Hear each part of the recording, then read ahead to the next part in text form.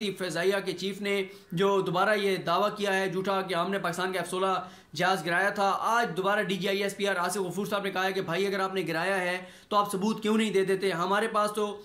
हम तो step by step आपको ऐसे ऐसे सरप्राइज़ देंगे, सबूत देंगे कि आप हैरान रह जाएंगे। जैसे अभी वो 4 मिसाइल वाली ट्वीट की थी, उनके जो त्यारा जो गिराया गया था उसमें जो 4 मिसाइल थे उनकी तस्वीर शेयर की थी DGISPR ने। इसके अलावा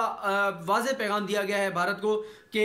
हमारे पास जो आपकी तबाही हुई है, पाकिस्तान ने जब टारगेट किए थे